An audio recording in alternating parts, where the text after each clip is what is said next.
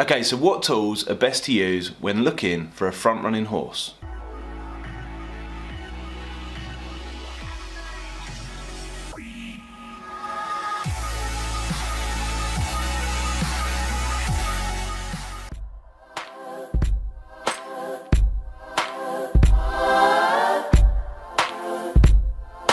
Okay, so great question there. I'm sure it's one that many people will be interested in hearing the answer for. So, when picking front runners, what tools would I consider to be most useful?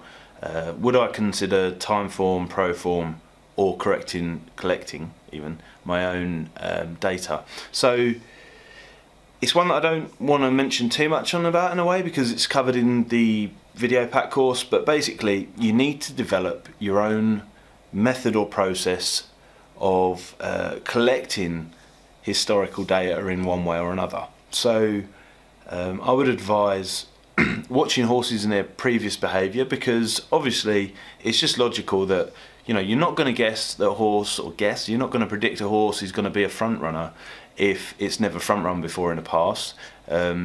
Occasionally you might see the odd opportunity down at the start where you could capitalise on that.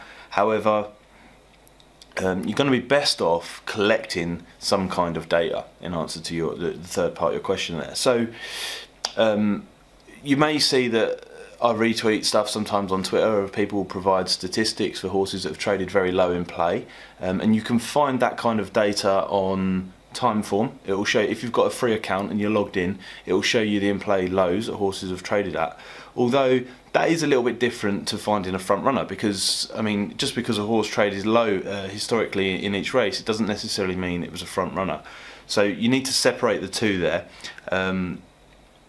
But I would recommend collecting your own information one way or another, and then recalling that and refining that once the horse is appearing again. So I think also there's a huge obsession with just finding the right horse for being a front runner, which is not necessarily the right thing to do either, because you need to consider the race as a whole. It's like the whole picture contributes to moves in the market, and if the price will actually move once the race is off, or near to the start of the race. So you need to consider if there are any other front runners in the market, because if there is, then it's largely it's going to put us in a position whereby we might have a great selection, but the market can't all shorten in price, is what I'm trying to say here. So you need to consider the race they're in, and in order to do that down at the start as well, because things do change, you're going to need live pictures. You're going to need to monitor the start of the race. Is the horse behaving as you expected? Is it lining up at the start how it has previously when it's front run? Things like, is it on its toes? Is the jockey looking quite keen, if it's the same jockey even? Just basically, is the horse exhibiting those characteristics and behaviour to confirm to you that yes, I've done this in the past, and yes, I'm about to do it again now, and hopefully in a situation where there isn't other horses in the race trying to do the same thing. Because we want a front runner. Not only do we want a front runner, we want one that's uncontested or gets an easy lead.